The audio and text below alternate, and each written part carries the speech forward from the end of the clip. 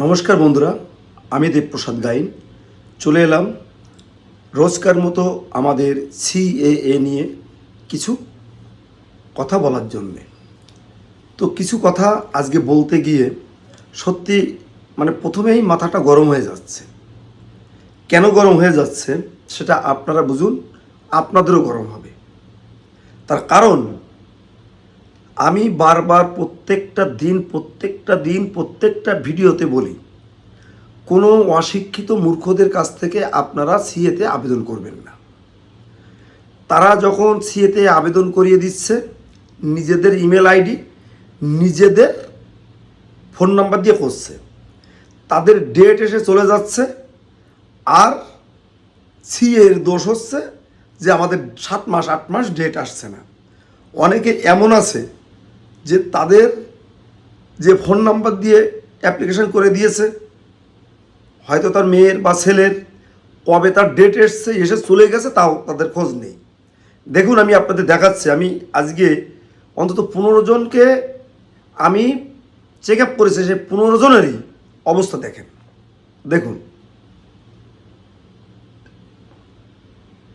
দেখুন দেখুন দেখুন দেখুন এটা যে সার্টিফিকেট পেয়েছে আজকে একজন, সেটা পাঠাবে এইরকম। একাধারে ডেট এখান থেকে কারো 1 মাস আগে এসে সে ডেট আবার চলে গেছে, তিনবার ডেকেছে, একবারও হাজির হয়নি। কারো এখান থেকে 3 মাস আগে ডেট এসে সে ডেট তিনবার ডেকেছে, ডিএলসিতে হাজির হয়নি। কারো 10 দিন আগে হাজির হয়নি। তো সবথেকে কষ্টের কথা হচ্ছে এই, আমরা প্রত্যেক দিন যেমন আপনাদের চিল্লে বলি যে আপনারা কোনো প্রকারে যারা সিএ সম্পর্কে জানে না, বোঝে না, যে সমস্ত মানুষগুলো অ্যাপ্লিকেশন করতেও জানে না, আপনারা তাদের কাছ দিয়ে অ্যাপ্লিকেশন করবেন না। যদি আপনার ফোন নাম্বারটা দিয়ে আপনি সিএতে আবেদন না করেন, সারা জীবন আপনি কিন্তু তার কাছে গোলাম হয়ে থাকতে হবে, যার নাম্বার দিয়ে আপনি সিএতে আবেদন করবেন। তার কারণ আপনি যখন কোনো অফিস আদালতে কোনো সময় যদি আপনার সিএ সার্টিফিকেটটি চেক করতে যায়, বলবে আপনার ফোন নাম্বারটা বলুন। আপনি যখন ফোন নাম্বারটা বলবেন, ওটিপি ওই লোকের কাছেই যাবে। ওই ওটিপি না বলা পর্যন্ত আপনার ওই সার্টিফিকেট দেখতে পারবে না কোনো অফিস আদালতে কোনো অফিসার। আপনার যদি ইমেলটা না থাকে, যে বেটা আপনার এই অ্যাপ্লিকেশন করে দিচ্ছে তার ফোন নাম্বার, তার ইমেল আইডি যদি দেওয়া থাকে, সারা জীবন তার দাসত্ব আপনাকে স্বীকার করে নিতে হবে। আর আপনার এখনই প্রয়োজন সার্টিফিকেটটা, হয়তো কোনো একটা অফিসে আপনার দরকার, তাকে ফোন করছেন, সে আর ফোন তোলে না, তাহলে কি অবস্থা হবে সেটা ভাবুন। আমার ভাগ্নে দেবাশিস, তার ক্ষেত্রে কিন্তু এই ধরনের ঘটনা ঘটেছে। সে পাসপোর্ট করতে গেল, পাসপোর্ট অফিসে যখন তার সার্টিফিকেটটা ভেরিফাই করার জন্য বললো আপনার একটা ওটিপি গেছে, বলতে পারিনি। যার কাছে ফোনটা ছিল, ফোন নাম্বারটা ছিল, সে তখন বারবার ফোন করেছে, ফোন ধরেনি। তাহলে তার কি অবস্থা আপনি ভাবুন। আবার তার ওখানে যেতে হয়েছে। এভাবে কিন্তু আপনারা সমস্যায় পড়ে যাবেন। আপনারা কোনো প্রকারে কারো কোনো কথা শুনে ভুলভাল জায়গায় গিয়ে অ্যাপ্লিকেশন করবেন না। আমি এই যে ডিএলসিতে ছিলাম, ডিএলসিতে দেখলাম এই একটাই সমস্যা। এসে বলছে আমার এত মাস হয়ে গেছে, আমার হ্যারিংটা আসছে না, স্যার একটু দেখে দিন। 200-300 লোকের লাইন। বলছে ঠিক আছে, আপনারা ওয়েট করুন, আমরা দেখে দেবো, 2টোই টিফিন টাইমে দেখে দেবো। কাউকে বলছে আপনি 5টার পরে আসুন, 5টার পরে দেখে দেবো। দেখতে গিয়ে বলছে আপনারা তো 3বার, দেখুন এই যে আপনার 3বার আপনার মেল পাঠিয়েছি, আপনারা আসেননি, 3বার SMS পাঠিয়েছি, আপনারা আসেননি। তাহলে এখন কি করতে হবে? তখন কি করতে হবে? আবার নতুন করে অ্যাপ্লিকেশন করে আবার 2-2.5 মাসের জন্য আপনাকে তীর্থের কাকের মতো বসে থাকতে হবে। তাই আমার বক্তব্য এবং আমার বলা, প্রত্যেকের কাছে হাত জোড় করে বলা, দেখুন, যেখানে পারছে না, করতে পারছে না, আপনারা সেখানে যাবেন না, কোনো প্রয়োজন নেই, যাবেন না। দরকার হয় আপনি করবেন না, আজকেই করতে হবে তার কোনো মানে নেই। আপনি ভেবে বুঝে দেখে শুনিয়ে 5 জায়গায় যান, 5 জনের কাছে যান, গিয়ে দেখুন তাদের কাজের কোয়ালিটি কি, তারা কীভাবে কী করছে, সেভাবে করবেন। প্রত্যেকটা দেখুন, প্রত্যেকটা পাড়ায় পাড়ায় কিন্তু এখন সিএর কাজ হয়।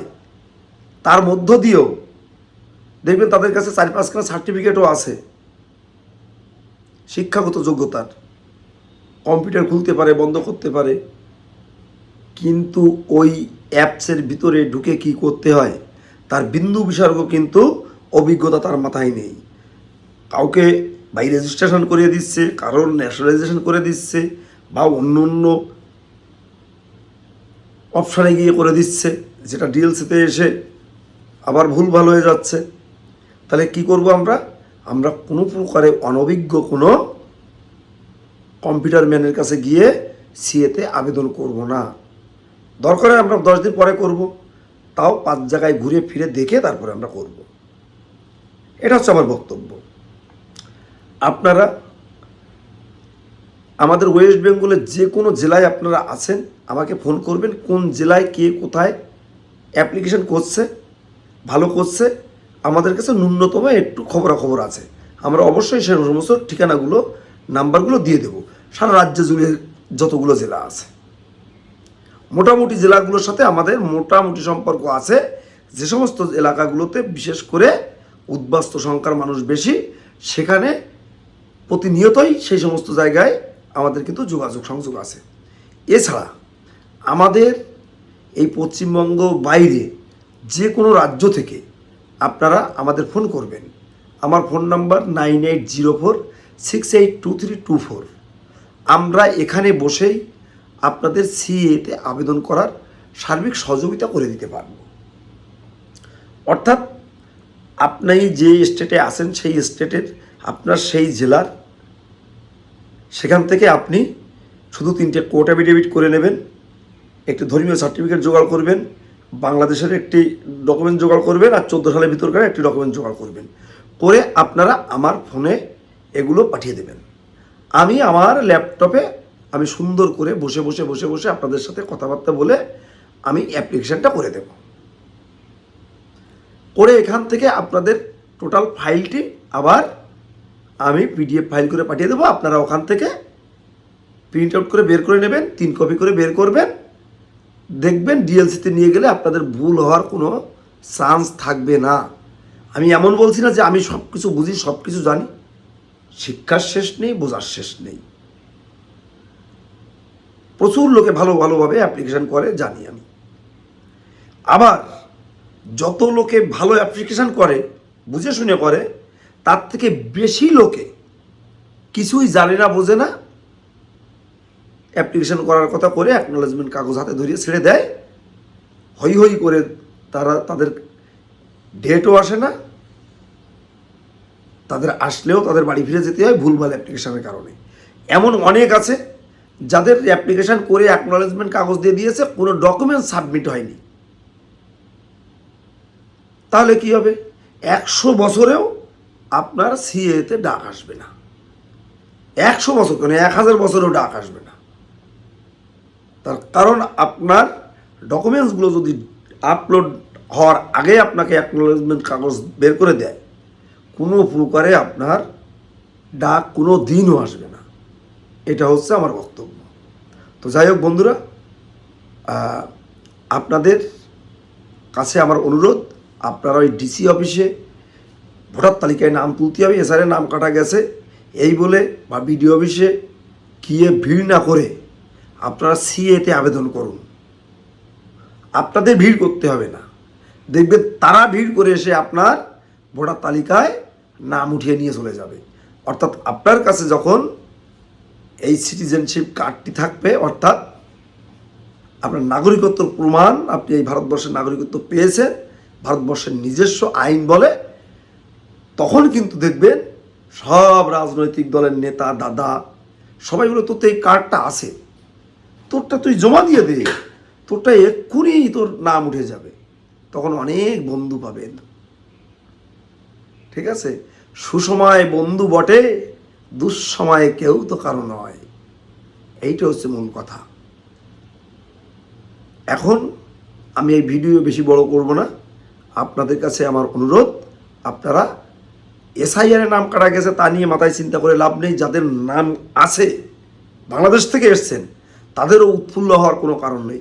আপনারা সিএতে আবেদন করে নাগরিকত্বটা নেবেন। আমাদের জন্য এই এসআইআরের পরে অপেক্ষা করছে এনআরপি, তারপরে এনআরসি।